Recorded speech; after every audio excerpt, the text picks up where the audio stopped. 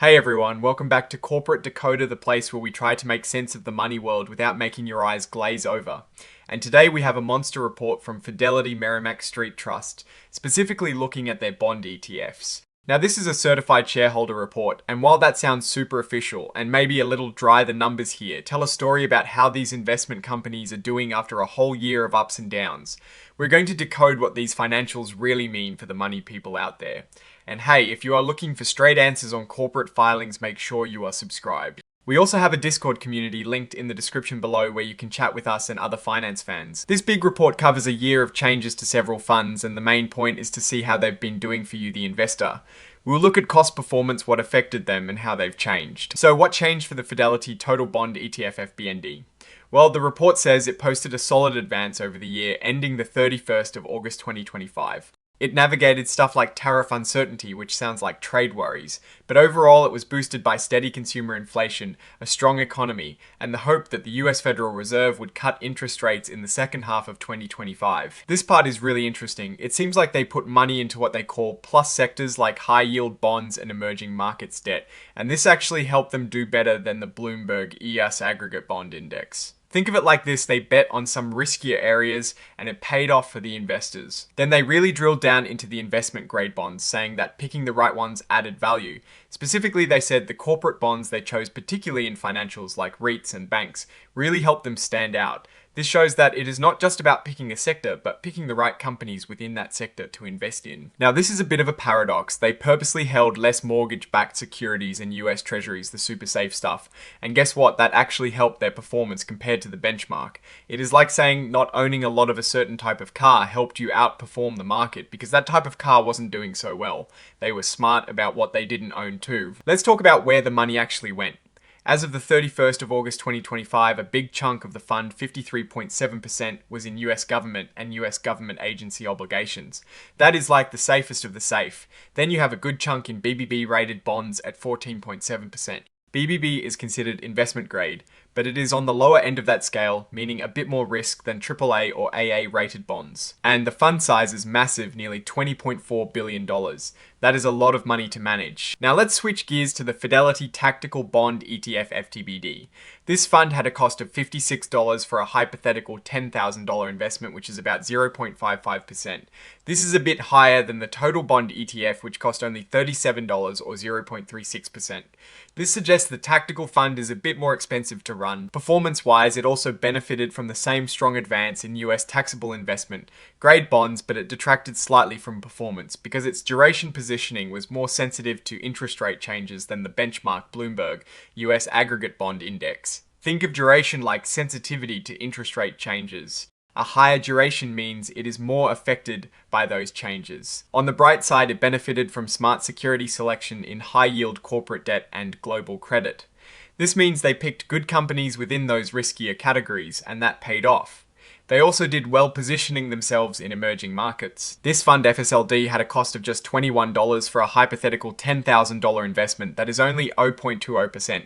This is super cheap compared to the others, making it very cost effective for investors. Performance-wise, it also benefited from that solid advance in US taxable investment grade bonds.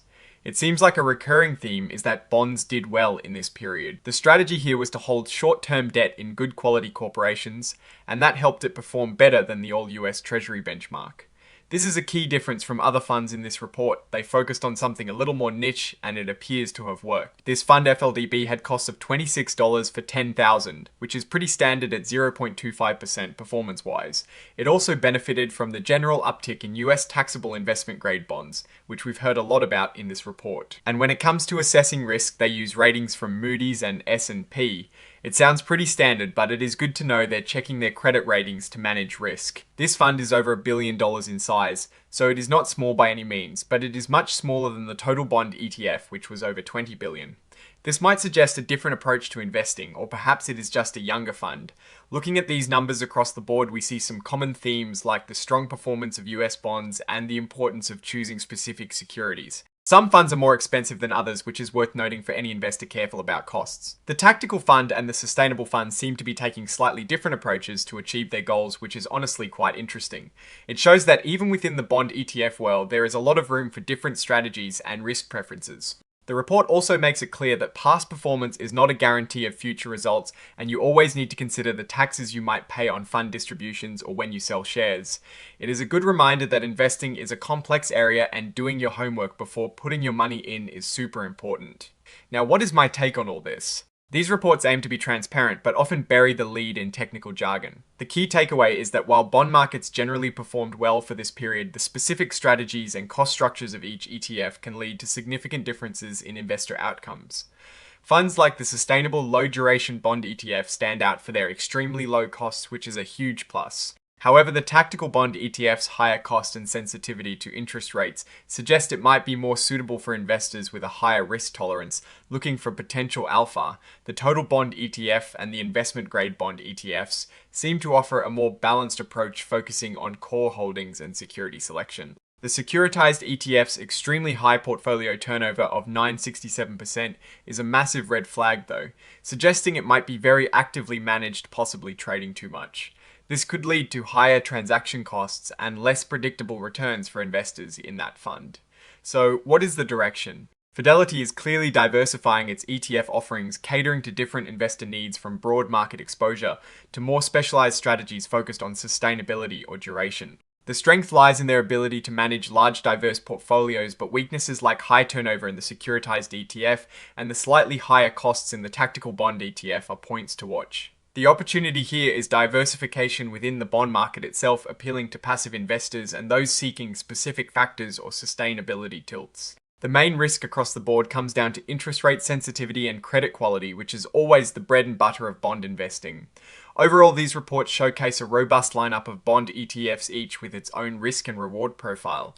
It is a good reminder to check the details like portfolio turnover and expense ratios before investing any money. Alright, that is our breakdown of these Fidelity filings. What is your take on these numbers? What signals do they send for the company's futures? Drop your thoughts in the comments if this analysis was valuable. Hitting that like button really helps, and subscribe for more corporate decoding. And don't forget to check out the Discord in the description. Thanks for watching. See you next time. Hey everyone, welcome back to Corporate Decoder, the place where we decode the money world without making your eyes glaze over. And today we have a massive report from Fidelity Merrimack Street Trust, a certified shareholder report that is going to tell us a whole lot about how some of their bond ETFs have been doing. And believe me, there are some interesting insights buried in these numbers. This is a review of their financial performance for the last year, but we'll be digging into what those numbers actually mean for investors. And hey, if you love getting straight to the point insights on corporate filings, make sure you are subscribed.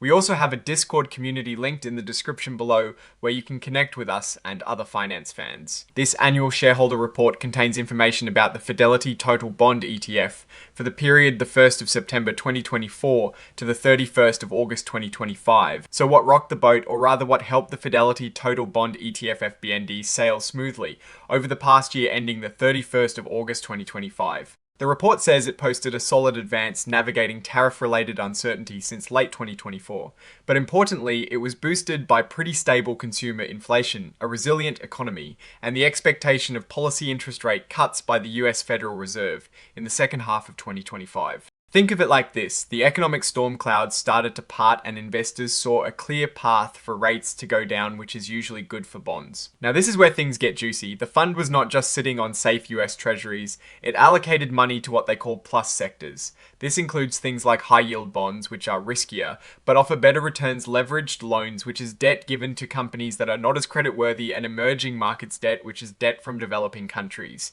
All these riskier bets paid off, leading to outperformance compared to the standard Bloomberg US Aggregate Bond Index. So they took on a bit more risk and it looks like it paid off. Within those safer investment grade bonds, they also added value through smart security selection. This means they didn't just buy everything in that category, they handpicked specific bonds, particularly in the corporate segment. They specifically mentioned picks among financials like REITs and banks. This tells us they're not just blindly following an index, they are actively choosing certain companies they believe will do well. And here is a counterintuitive point: they actually held fewer mortgage-backed securities and US treasuries, which are usually considered super safe. By owning less of this safe stuff and more of the riskier, but potentially more rewarding assets, they actually improved their relative performance. It is like saying not owning a lot of a certain type of car helped you outperform the market because that car wasn't doing so well anyway.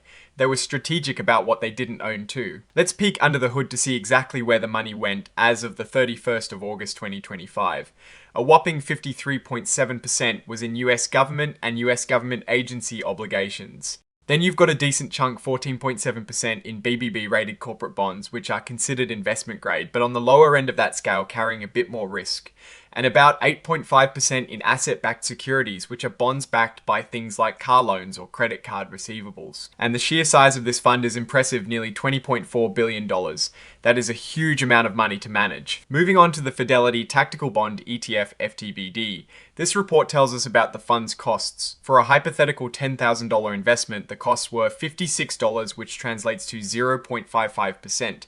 This is on the higher side compared to some of the other funds we are looking at today. Like the Total Bond ETF, this fund also benefited from the solid advance in US taxable investment grade bonds during this period. That seems to be a common theme across these reports. However, the report points out that the fund's duration positioning detracted slightly from its performance.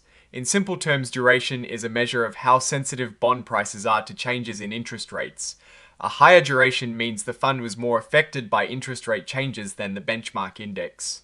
So while the market was good for bonds, this fund was a bit more sensitive to those interest rate shifts. But it is not all bad news. The fund did well because of smart security selection within high-yield corporate debt and global credit. They also benefited from their positioning in emerging markets. This suggests that even though they might be a bit sensitive to interest rates, they have managers who are capable of picking winners in specific sectors. Now let's look at the Fidelity Sustainable Low Duration Bond ETF SLD. This one is super cheap to hold. For that same hypothetical $10,000 investment, the cost was just $21 or 0.20%. That is a fantastic number, showing a focus on keeping investor costs low. Performance-wise, it also benefited from that solid advance in US taxable investment grade bonds.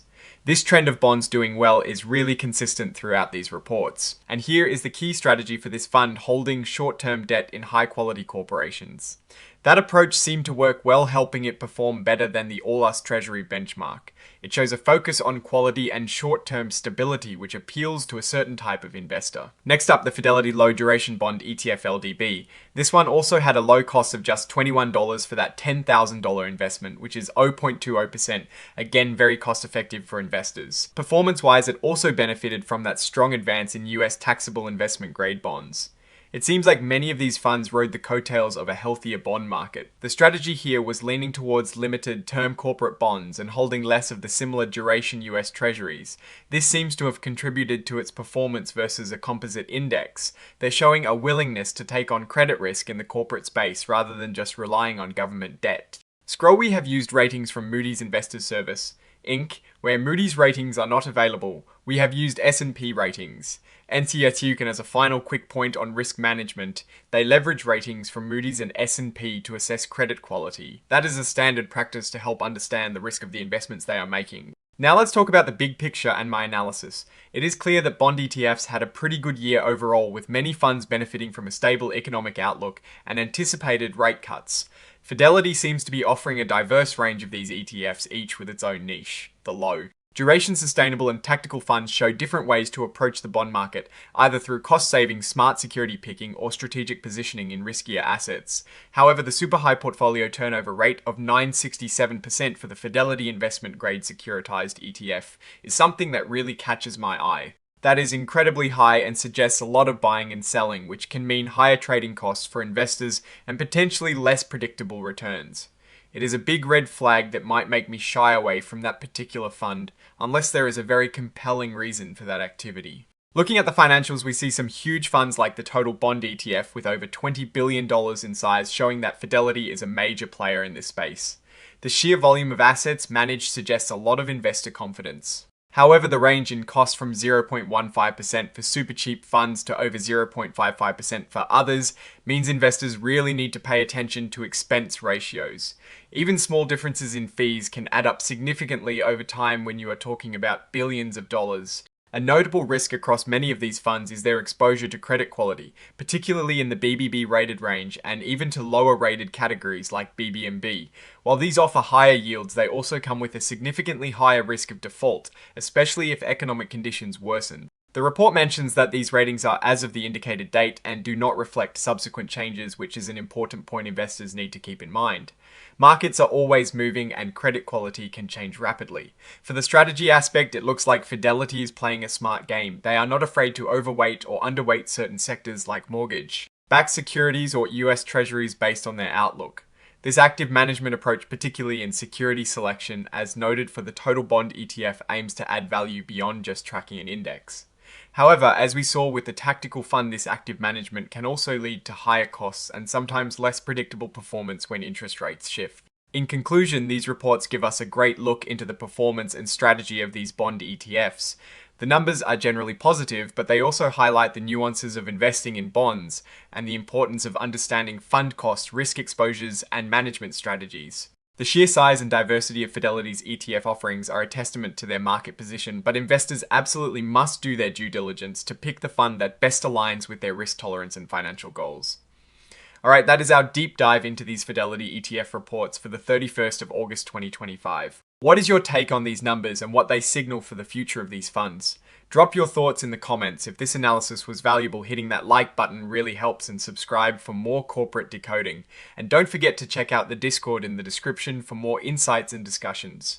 Thanks for watching. See you next time.